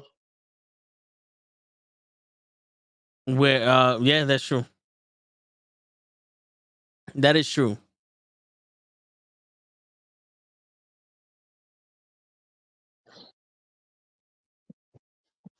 So, Shit. is there anything else you want to I cover? mean, I think we've covered everything. pretty much, yeah. We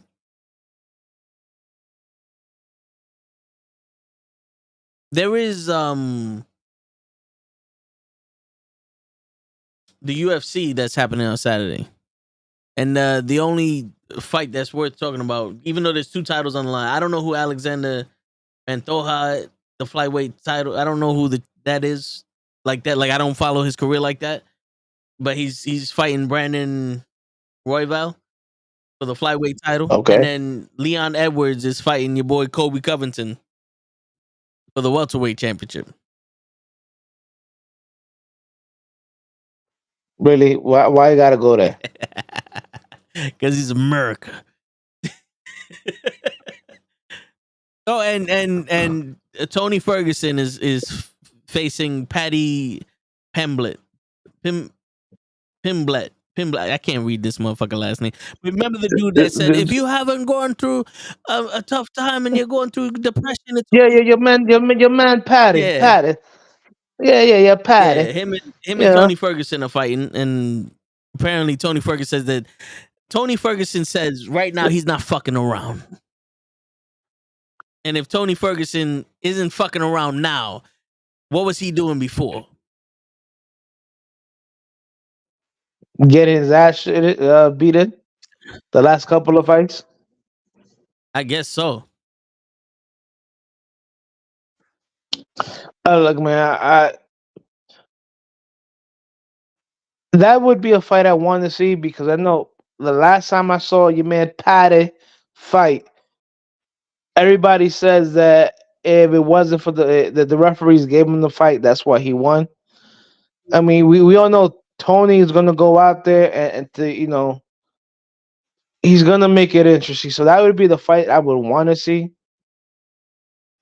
I really don't give a shit about your man Kobe Covington or whatever his fucking name No, is. yeah. To be honest with you, I don't know why he's gotten this fight because he's the only fight he won Because is against Jorge Masvidal. because him and Dana White are Trump bootlickers, and I'm sorry, anybody out there who gets offended by that, well, too bad, so sad. I'm not your dad. And suck a dick.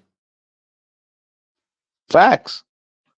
But You know what I'm yeah, but saying? to be honest with you, here's the thing. I think, in all honesty, Leon Edwards is gonna stop the pressure of Kobe Covington because he's not gonna be able to take him down at will that he wants to, because Leon Edwards is a good wrestler, and he stopped Kamal Usman from out wrestling him. And I think Leon Edwards Right. is gonna win on points. I think Ferguson is gonna get. I don't want to say destroyed, but I think Ferguson is the first round is gonna look good, and then if that towards the end of the first round he's gonna get caught. I think his off button's been pressed too much. Like my man was resetted. Like you know how Probably. you be reset, like you could like you see a fucking fighter get reset in the fight. Like Yeah. Tony Ferguson was hard reset. Like he lost his, like he had to retrain the memory on his reset. Like you know what I'm saying? Like he was getting error codes when he was restarted and shit. Yeah, man had to do the control alt delete. I Yeah, get it. like then he needed a BIOS update after that fucking fight with Michael Chandler. Like you know what I'm saying? Like listen, I like Tony Ferguson. I think he could have beat Khabib in his prime, but the way he's been looking his last couple fights, I don't know, man. Right, and but that's why I said that's probably going to be the fight that I want to see because Tony's going to make it entertaining. Yeah. You know what I'm saying? Your man Kobe, he's getting that fight because Dana White needs somebody that can talk shit. Yeah. The UFC went from being just show up and fight to trying to be an extension of the WWE where you have to fucking talk shit to promote your fucking fights. Pretty much, yeah. You know what I'm saying? Like before Dana White bought UFC over, there was literally no interviews. There was no talking. They were like, "Yo, we're having an event, and motherfuckers is fighting." That was it. Like I remember seeing the first UFC event where they had this fucking skinny kid go up against a guy that was literally like 200 pounds heavier than he was, and the skinny guy won. You know what I'm saying? That was also the first time that I ever saw your man Gracie, and he dominated that fight, even though it was boring as shit. Yeah. You know what I'm saying? But there was no interviews. There was no, oh, we're gonna promote the fight for 3 weeks for you, 3, 4 weeks, 5 weeks, whatever months, for you guys can, go on tour and talk shit. Because that's what it looks like they do. It looks like they go on tour to promote the fight. You know what I'm saying? Like Dana White brought in aspects of like the wrestling to it where, they want he wants the fighters to talk shit. So that's why Colby Covington keeps getting the fights because he talks shit and people literally want to shut his fucking mouth up. Yeah. You know what I'm saying? So I mean, so that's why Colby still keeps getting fights. Truthfully. I mean, yeah, that's the only reason why Kobe's getting fights, because he talks. He's a good talker. That's if there's anything we learned from the UFC, it's you can talk your way to a championship. Oh, absolutely. Absolutely. Chael Sonnen, Michael Bisping, Conor McGregor, Colby Covington, Yeah. the list goes on, If you can talk shit and put down your fellow opponents, Dana White is going to be like, hey, I can use you. And that's literally, I mean that in that literal sense. I can use Yeah. you. Because let's cut the crap. At the end of the night, these fighters are not getting paid for what they deserve. Dana White is going home with like 90% of that Yeah. purse. You remember when boxing had Tyson and Ali and Frazier and Lennox Lewis? The promoter Right. promoted the My fight. man Don King. Don King promoted the fight. He named it. He gave the hype for it. He let these guys stand in the way. They give animosity. Nowadays, the promotion is the UFC, and the fighters are promoting the fight. And this is why Mighty Mouse went to one, because there's like, oh, this guy doesn't attract anything. It's like, because you didn't do your job promoting Mighty Mouse. Mighty Mouse went in there and destroyed people, but the UFC never promoted him. They promoted Conor McGregor because Conor McGregor was out there talking shit to everybody. You have to be Mayweather right now to promote a fucking fight. And that's why the UFC will give these guys all these shots, because people want to see them because they talk all this shit. The Right. fight sport, the fighting sport has changed to the point where it's we don't care if you deserve it. Who's talking the most? Like who's cutting the best fucking WWE promo out here? Yeah, who's cutting the best WWE promo? You nailed it. That's exactly what they're doing. Shit. But Like, who cares if you can actually defend yourself in the ring? You can talk that smack. Come on in. your word.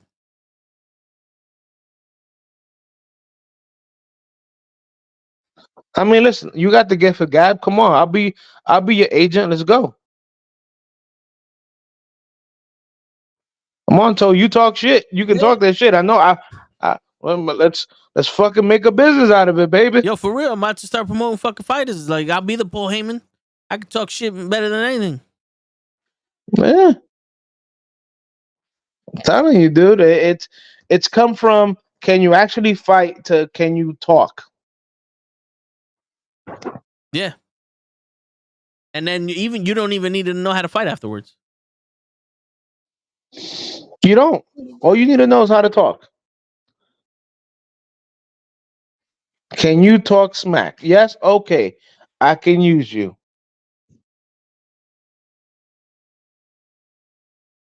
Yeah, pretty much. It's, That's are there any female fights on that card? there is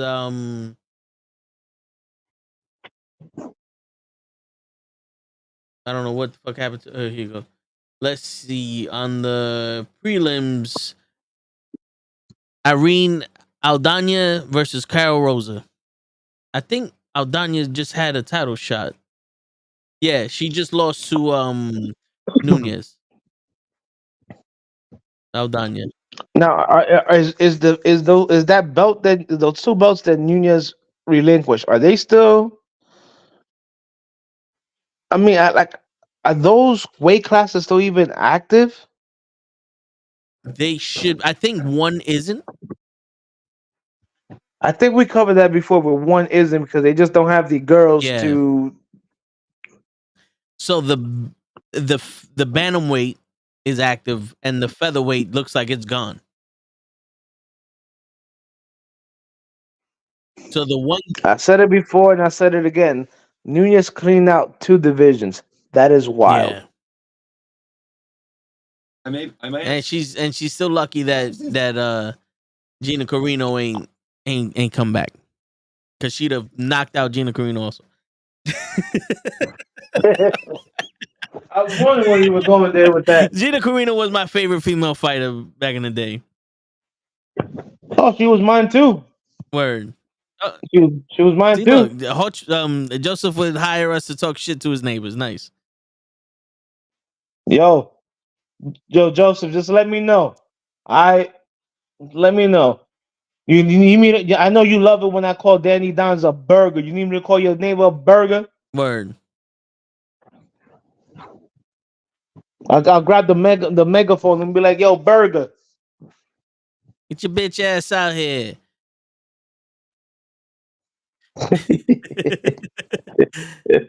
But Oh yeah. man, but yeah, I mean, the UFC's women's fucking divisions, man. Like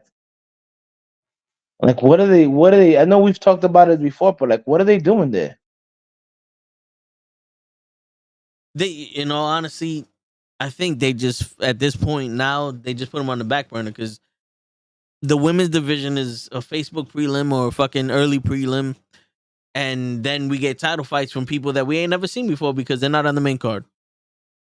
And unless you have someone like Nunez who talks shit or Ronda Rousey who talks shit, nobody's gonna watch. They think no one's gonna watch. But back in the day, you have the purists, and that's what you really need right now. You need the purists to be watching this shit, and you can't have purists watching this shit when you have people talking shit as the champion, like Sean O'Malley. I can't say that this guy isn't a good fighter, but he damn sure ain't getting no title shot that early because this motherfucker was a good fighter. He Right. He just he was sitting there. He got his fucking his voice out there, and motherfucker had all them fans Right, with I him. remember. Yeah, he had a couple of good fights, and then he talked shit. Yeah, he talked shit and he had his fans because he was looking like 6'9" and shit like that. And you get your fan base up and you get a title shot. Back in the day, it didn't matter how many fans you got. If you didn't earn a title shot, you didn't get one. So like we said, it nowadays is more of a popularity contest instead of you can actually fucking fight. Yeah, pretty much. Sad. The UFC is in the set. No, all that kind of not UFC itself, but the whole kind of promotion, like Bellator and whatever. They're to me they're in a bad situation because unless you have somebody that can fucking talk shit and promote the fights, Yeah, nobody. No, it looks like nobody really wants to see anything yeah. nowadays. And I don't even know what's up with Bellator. To be honest with you, I don't even watch it See, it sucks. because I don't even know where the fuck to watch it. To be honest with you, when Professional Fighters League acquires Bellator. Oh, see, the PFL acquired Bellator. I don't even know when. Damn. Industry transformation deal.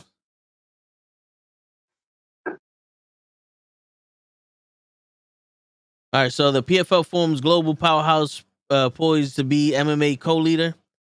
The PFL plus Bellator combined fighters roster equal to UFC. Both rosters 30% of the top 25 world ranked. PFL launch reimagined Bellator in 2024 with Bellator International Championship Series. The PFL champions versus the Bellator champions in landmark MMA mega event to be staged in 2024. Well, okay. Champions versus champions. Yeah, I can get and behind me that. too. And and like the the one fighting is on Amazon Prime, so if you can remember when that shit's on, that at least you get to watch it if you have Amazon Prime. I'm gonna have to start looking for that. Which that's actually pretty good to watch because they be having like Muay Thai fights in there, and some of these people are like fucking 435-1. Hey, Yo, goddamn. seriously, bro. I'm like, yo, how many fucking Muay Thai fights you had? But yeah, the motherfuckers don't fuck around. Well, that's it's funny because that's like my man Canelo when everybody's like, "Yo, how is he so young? He's already had like 50 fights." I'm like, "Well, some boxers fight a lot, and some boxers don't." No, that's what it is. I remember Julio Cesar Chavez was fighting like every other weekend or something like when I was growing up. Oh yeah, So that motherfucker was a machine. yeah, like I said, look at Canelo. Canelo's already had like fucking 60 fights, 70 fights under his belt or some ridiculous. Like by the time he fought Mayweather, which I don't know how many years ago that was. He already had like 30 fights, and he only been boxing like professionally like maybe 3 years Yeah, or some stupid shit like that. that's true. But shit, I mean, that's pretty much it for today, man. We went through everything. Got through Yeah. everything. Had a lot of laughs. Yep. And I'll give my man Joseph one more burger. Word. Yo, so we're gonna start trying to end all the shows around 11. So we made it to 11 here. So we did pretty good, Hutch, me and you. Well, especially when the other two co-hosts are nowhere to be found. Word. I mean, Show thinks he made it because he's in the chat, but that don't mean nothing. And on that note, ladies and gentlemen, it's your friendly neighborhood knuckleheads signing out. Peace, everybody. Peace. Take care. Much love. Eat your vitamins.